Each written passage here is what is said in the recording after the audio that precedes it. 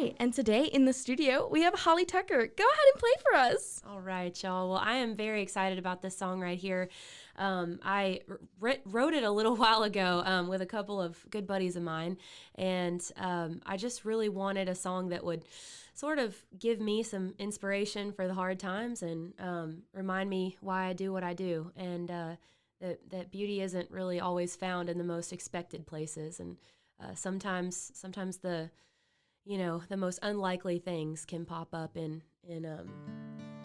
really just cool places. So this is called Rose in the Red Dirt.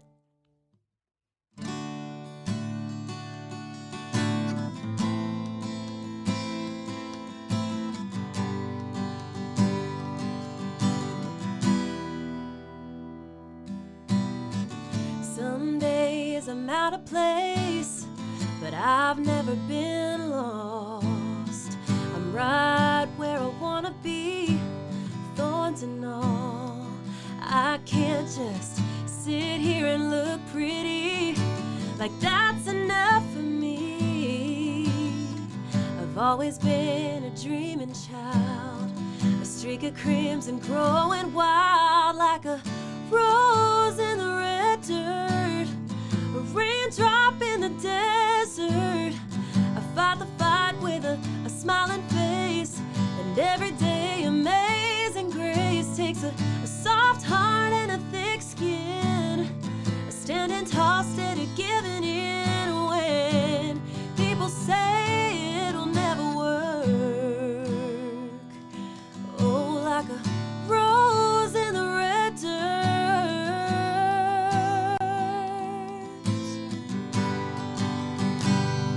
I wanna be tough like my daddy, sweet like my mom, just wanna make them all proud, back where I come from,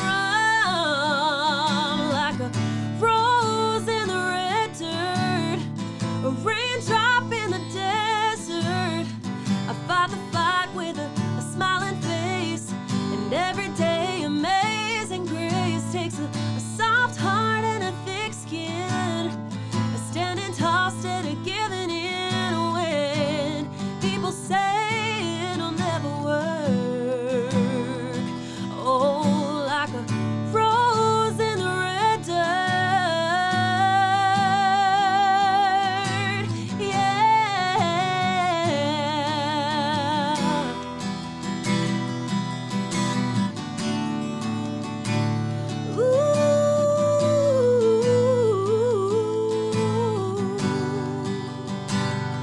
It might be against the odds, against the grain, a whole lot of stubborn and half insane, but I promise you, I'm gonna break through,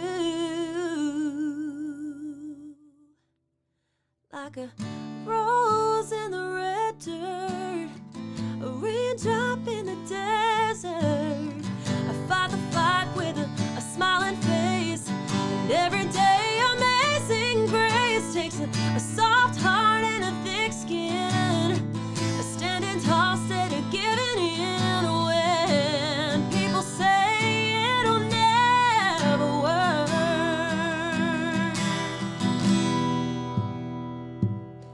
Like a rose in the red dirt.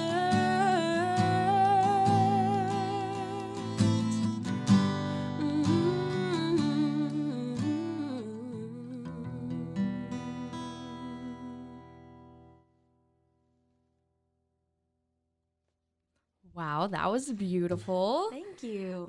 This is the host, Debbie, and I can now personally say I've been serenaded by Holly Tucker. And of course, that was Holly Tucker. You're so sweet. Thank you. Yes, awesome. So let's go ahead and get into it. Yeah. So what brought you to Waco, or are you a Waco native? I am a Waco native, so I have grown up here my entire life. My parents actually met here when they were both at college at Baylor, and so they loved the place, so they never left. Yeah, and what really got you involved in music? Actually, it was a lot to do with my parents.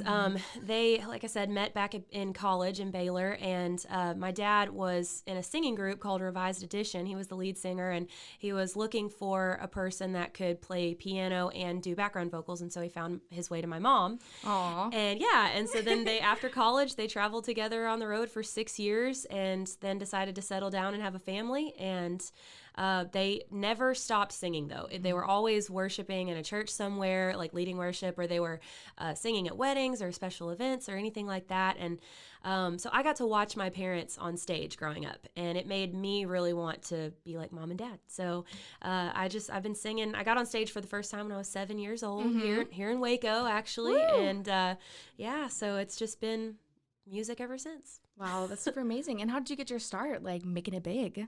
Oh man, I don't know that I'd say I've made it yet, but but I have had a good amount of good things happen to me over the years, and one of the biggest things that still means a lot to me is my time on The Voice. That was 8 years ago. It's really crazy to say that. 2013, right? Yeah. Wow. Yeah, crazy to think about how long ago that was. But I was on season 4 with Team Blake Shelton, and got to top 6 that season. So ever since then, I've just been, writing and recording and traveling, touring all over Texas, doing Texas country music, and I love it. So that's what I'm at. Yeah. What was it like being away from home for so long?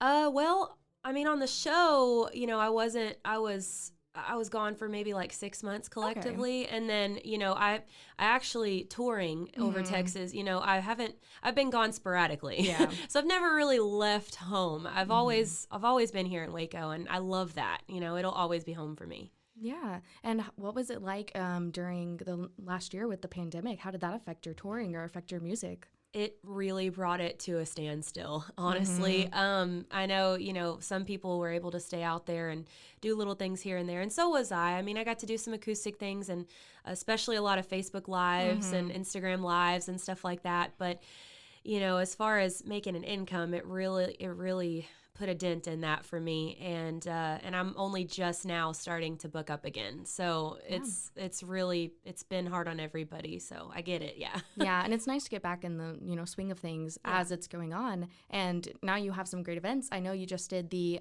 thing on Friday for at the barbecue restaurant. Yes. You did the acoustic lunch. Yeah. So that was really fun. Yeah. And then of course you have the event coming up on Friday. Yes. Go ahead and tell me a little bit about that. Yeah. So it's actually this Saturday. And it's at Lee Lockwood Museum and Library, and the whole thing benefits Lee Lockwood. So it's a great organization. They do a lot of fun things there, and I'm proud to be a part of an event like this. So, and they've labeled it A Night with Holly Tucker. So that's what I'm going to try to make it, is just like letting everybody in on getting to know who I really am, and say a lot of things and play a lot of music that I don't necessarily get to do at my full band shows. And so I'm hoping that people come away with it really feeling like they've gotten a lot out of it. So that's my main thing with it. And I know that tickets right now are $10 in advance, and then they go up to $15 at the door. And there are still a few, I think, VIP tickets left, and those are $25 each. So I'm very excited to get out there and do some live music again. I've been wanting it. That's super amazing. And I know you've done a lot with nonprofits in the past. I know you've worked with the Heart Association, you've worked with Fuzzy Friends here in Waco. Yeah. You've worked with Meals on Wheels. What do you love about working with nonprofits? It's just an opportunity for me to give back. Every time I get on stage and get to perform my heart out and get to speak with people and, just that kind of thing, I feel like they're giving me their time. And so for me, get out there and do things with nonprofits and give of my time is just really rewarding. So it's all about giving more than you receive. And that's what makes it great for me. And I know you love representing Waco, and you've even mentioned Waco in a few of your songs. Oh, yeah. And I know that it's really like family to you, and it's really just your home. I know that you just got engaged in January over at Dichotomy. Do you want to tell me a little bit about that? Yeah, that was actually really cool, a really good surprise. I had been dating my now fiance for about 10 months, and I really wasn't expecting it this soon, but I mean, I was, of course, you heard it here first. Yeah, I was wanting it, of course, yes. But I just didn't think it was going to be possible. So he totally caught me by surprise. But I had always told him, when and if you do propose, just please have 3 things in line for me. Make sure that I'm dressed up and I look nice and I don't look like a hobo. And then make sure that there's a hidden photographer somewhere so that we can have memories of it. And if you can, try to get our families involved somehow. In some way, and he did all 3 of those things. He actually got my family to help him hold up a big lit up letters that spelled out "Marry Me" from the parking lot, and we were up in the balcony of Dichotomy. Aww. And he actually recreated our first date. We had our first date at Dichotomy. Because you guys did it at the Miracle Pop-Up, right? Yeah, we did. And our first date was at the Miracle Pop-Up. So when it came back around the following year, he thought it would just be the perfect way to propose, and it was. He's a sweetheart. My heart. That is so precious.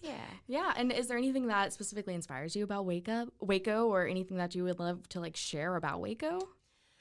I particularly love and have always loved that Waco is such a melting pot. And that may be a little cliche, but I really believe it's true, because there's people from literally all walks of life, and you can, go into one place here and see somebody that and then go into a different place and see somebody else so it's while it is a melting pot and there's a lot of different people, it's also got that small town feel.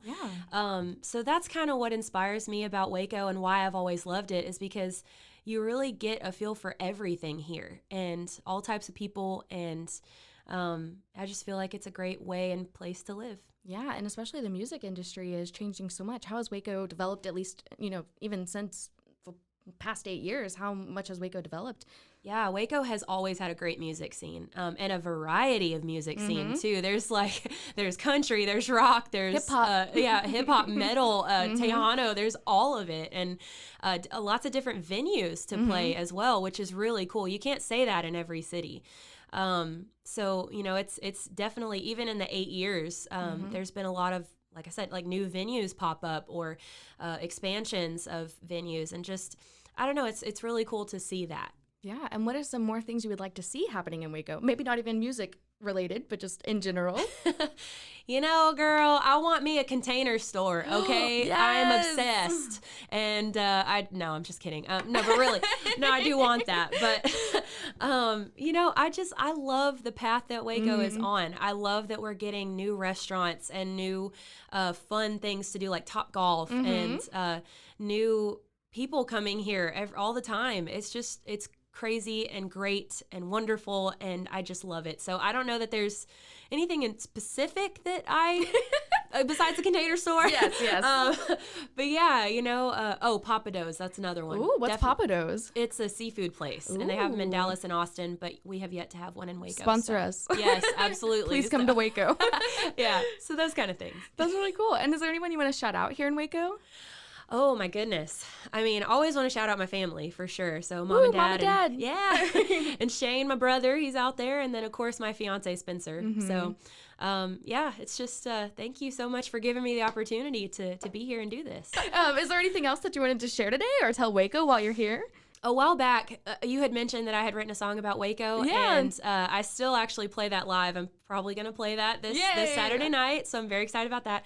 But it's called Welcome to Waco, and, it received not just the song, but the music video and everything received mixed reviews when we first released it. And some people said it wasn't diverse enough and it didn't describe Waco enough. And, I think that would be a challenge for anybody to do because, like I said, Waco is so diverse. But I would just, probably say, for Waco, please continue to be nice and hospitable to our visitors. And, if there's something that you don't like or something, you never know how you can change somebody's life or put a smile on their face. I just encourage everybody to be positive and be loving and kind because that literally costs you nothing and it will mean the world to somebody. So if that's anything I had to say, it would be that. Wow. Thank you so much. Yeah. Ooh, I also wanted to ask you, this is just a side question. Yeah. What was your favorite song that you made, but you weren't able to shoot a music video for? Ooh, okay. So I always really wanted to shoot a music video for my song Take Me Fishing. Oh, yeah. I love that song. Thank so good. you. Yeah, it's that would just make a really fun music video, and I wanted to so That was bad. on Steel, right? No, that was No. on. It's on the new one. Oh, okay. But I really wanted to make one because that's just such a fun summer I love song. it. Yeah. And there's so many things we could do with that. So I don't know, but maybe someday we'll see. Listen. Yeah. Maybe we can shoot a video. No. I'm Yeah. kidding. But yeah, well, again, thank you so much. Yeah. We should be all good to go. Okay, great. Thank you. I told you it'd be painless.